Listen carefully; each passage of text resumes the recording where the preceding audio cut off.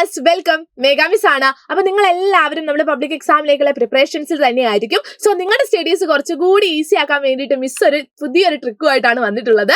നമുക്കറിയാം, നമ്മുടെ സ്ഥിരമായിട്ട് എക്സാംസിലെ ക്വസ്റ്റ്യൻ പേപ്പറിൽ നമ്മൾ കണ്ടിട്ടുള്ള ഒരു ചോദ്യമാണ്, നമ്മുടെ ഫംഗ്ഷൻസ് ഓഫ് മാനേജ്മെന്റ് ഏതെങ്കിലും ഒന്ന് കണ്ടിട്ടുണ്ട് അതിന്റെ പ്രോസസ് ചെയ്താനോ അല്ലെങ്കിൽ എന്താണ് അതിന്റെ സ്റ്റെപ്സ് വിവരിക്കാനോ നമ്മളോട് പറയുന്നത്. ഇതെങ്ങനെ ഏറ്റവും സിമ്പിൾ ആയിട്ട് പഠിക്കാം എന്നുള്ളതാണ് മിസ് ഇന്ന് ഡിസ്കസ് ചെയ്യാൻ വേണ്ടിയിട്ട് പോകുന്നത്. സോ നമ്മുടെ മാനേജ്മെന്റ് ഫംഗ്ഷനിലെ ആദ്യ ഫംഗ്ഷനായ പ്ലാനിങ് എങ്ങനെ പഠിക്കാൻ നോക്കാം. സോ പ്ലാനിങ് എങ്ങനെയാണ് പഠിക്കുക? ഇവിടെ ഒരു കോഡ് കൊടുത്തിട്ടുണ്ട്, SPIES and IF. ഓക്കെ, ഇത് വെച്ചിട്ട് നമുക്ക് എന്ത് ചെയ്യണം? ഇതിന്റെ പ്രോസസ്സ് പഠിക്കണം. സോ ഫസ്റ്റ് വൺ എന്താണ്? നമ്മുടെ സെറ്റിംഗ് ഒബ്ജക്റ്റീവ്സ്. ഇനി നേരെ പിയിലേക്കാണ് നമുക്ക് കണക്ട് ചെയ്യേണ്ടത്. പി എന്ന് പറയുന്ന സമയത്ത് എന്താണ്? പ്രീമിസസ് ആണ്. ഡെവലപ്പിംഗ് പ്രീമിസസ് ആയിട്ട് അതിനെ കണക്ട് ചെയ്യുക. അതോടൊപ്പം തന്നെ നെക്സ്റ്റ് എന്താണ്? IES. ഓക്കെ, എന്താണ്? Identifying alternatives. ഈ വരുന്ന സമയത്ത് ഇവാലുവേഷൻ ഓഫ് ഓൾട്ടർനേറ്റീവ്സ്. ഇനി നെക്സ്റ്റ് S ആണ്. അപ്പൊ എന്തായി? സെലക്ഷൻ ഓഫ് ഓൾട്ടർനേറ്റീവ് ആയി. ഇനി നെക്സ്റ്റ് വൺ IF-ല് ഇംപ്ലിമെന്റേഷൻ ഓഫ് പ്ലാൻ ആണ് അല്ലെ. അതിനുശേഷം എന്ത് ചെയ്യുന്നു? Follow up action. ഇങ്ങനെ IF എന്ത് ചെയ്യണം? നമുക്ക് കണക്ട് ചെയ്ത് പഠിക്കാൻ വേണ്ടിയിട്ട് പറ്റും. സോ സിമ്പിൾ ആയിട്ട് നമുക്ക് എന്ത് ചെയ്യാൻ വേണ്ടിയിട്ട് പറ്റും? നമ്മുടെ പ്രോസസ് ഓഫ് പ്ലാനിങ് പഠിക്കാൻ പറ്റും. ഇനി നെക്സ്റ്റ് നമ്മൾ പോകുന്നത് എങ്ങോട്ടാണ്?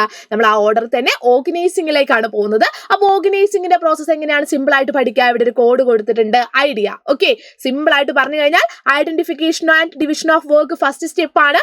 അതിനുശേഷം ഡിപ്പാർട്ട്മെന്റലൈസേഷൻ ചെയ്യുന്നു, അതിനുശേഷം അസൈനിങ് ഡ്യൂട്ടീസ് ചെയ്യുന്നു, അതോടൊപ്പം തന്നെ ലാസ്റ്റ് സ്റ്റേജ് ആണ് എസ്റ്റാബ്ലിഷിംഗ് റിപ്പോർട്ടിംഗ് റിലേഷൻഷിപ്പ്. സോ ഇതിലൂടെ നമുക്ക് എന്ത് ചെയ്യാൻ വേണ്ടിയിട്ട് പറ്റും? ഓർഗനൈസിംഗിന്റെ പ്രോസസ്സ് പഠിക്കാൻ വേണ്ടിയിട്ട് പറ്റും. ഇനി നമ്മൾ നെക്സ്റ്റ് പോകുന്നത് നമ്മുടെ പ്രോസസ് ഓഫ് സ്റ്റാഫിംഗ് ആണ്. കുറച്ച് വലിയ പ്രോസസ് ആണ് അല്ലെ, കുറച്ച് സ്റ്റേജസ് കൂടുതലുള്ള ഒരു പ്രോസസ്സ് കൂടിയാണ് ഇത്.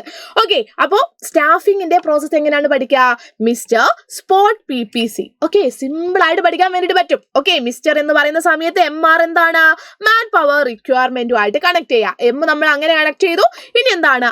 R ആണ് റിക്രൂട്ട്മെന്റ്. ഓക്കെ, അപ്പൊ രണ്ട് സ്റ്റേജ് സിമ്പിൾ ആയിട്ട് പഠിച്ചല്ലോ. ഇനി സ്പോട്ട് ആണ്. അപ്പൊ S എന്താണ്? സെലക്ഷൻ. ഓക്കെ, ഇനി PO വരുന്നത് എന്താണ്? പ്ലേസ്മെന്റ് ആൻഡ് ഓറിയന്റേഷനുമായിട്ട് കണക്ട് ചെയ്യാൻ വേണ്ടിയിട്ട് പറ്റും. ഇനി നെക്സ്റ്റ് സ്റ്റേജ് ഏതാണ്?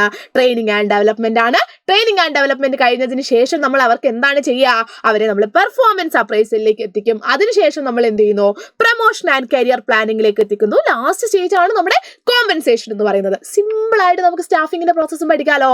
ഇനി നെക്സ്റ്റ് നമ്മൾ പോകുന്നത് എങ്ങോട്ടാണ്? നമ്മുടെ ഡയറക്ടിംഗിലേക്കാണ്. ഡയറക്ടിംഗിന്റെ പ്രോസസ്സ് അല്ല നമുക്ക് പഠിക്കാനുള്ള എന്താണ്? എലമെന്റ്സ് ഓഫ് ഡയറക്ടിംഗ് ആണ്. സ്ഥിരമായിട്ട് എക്സാമിന് ചോദിക്കുന്ന ഒരു ചോദ്യം തന്നെയാണ്. സോ ഈ എലമെന്റ്സിൽ ഏതൊക്കെയുണ്ട്? Supervision, motivation, leadership and communication, SMLC. Okay, simple ആണല്ലോ. ഇനി നെക്സ്റ്റ് വന്ന എന്താണ്? നമ്മുടെ മാനേജ്മെന്റ് ഫംഗ്ഷന്റെ ലാസ്റ്റ് ഫംഗ്ഷൻ ആണ്. അത് നമ്മുടെ കൺട്രോളിംഗ് ആണ് അല്ലെ. കൺട്രോളിംഗിന്റെ പ്രോസസ്സ് പഠിക്കാനും മിസ്സോടെ ഒരു കോഡ് കൊടുത്തിട്ടുണ്ട്. ഏതാണത്? സം മെഷറബിൾ കാറ്റ്. സിമ്പിൾ ആയിട്ട് പറഞ്ഞു കഴിഞ്ഞാൽ ഫസ്റ്റ് വൺ S ആണ്. S ഏതാണ്? നമ്മുടെ സെറ്റിംഗ് ഒബ്ജക്റ്റീവ്സ് ആണ്. അതിനുശേഷം M ആണ് വരുന്നത്. M ഏതാണ്? മെഷർമെന്റ് ഓഫ് ആക്ച്വൽ പെർഫോമൻസ് ആണ്. അതിനുശേഷം നമ്മൾ എന്ത് ചെയ്യുന്നു? നമ്മൾ ഇതിനെ കമ്പയർ ചെയ്യുന്നു. കമ്പാരിസൺ വിത്ത് സ്റ്റാൻഡേർഡ്സ് ആണ്. ഇനി കാറ്റിലെ C കഴിഞ്ഞു. ഇനി നെക്സ്റ്റ് വൺ ഈ അനാലിസിസ് ഓഫ് ഡീവിയേഷൻ ആണ്. അതിനുശേഷം T ആണ് വരുന്നത്. അതിനകത്ത് എന്താണ്? നമ്മൾ കറക്റ്റീവ് ആയിട്ടുള്ള ആക്ഷൻ എടുക്കുന്നു. ഇത്രയും സിമ്പിൾ ആയിട്ട് നമുക്ക് എന്ത് ചെയ്യാൻ വേണ്ടിയിട്ട് പറ്റും? മാനേജ്മെന്റിന്റെ എല്ലാ ഫംഗ്ഷൻസിന്റെയും പ്രോസസ്സ് നമുക്ക് പഠിക്കാൻ വേണ്ടിയിട്ട് പറ്റും. സോ ഈ കോഡ് വെച്ചിട്ട് നിങ്ങൾ ഒന്ന് പഠിക്കാൻ വേണ്ടിയിട്ട് ട്രൈ ചെയ്തോളൂ. നിങ്ങളുടെ സ്റ്റഡീസ് കുറച്ചുകൂടി ഈസി ആക്കും. അപ്പോൾ ഇതുപോലത്തെ വീഡിയോസ് ആയിട്ട് നമുക്ക് വീണ്ടും കാണാം. Thank you.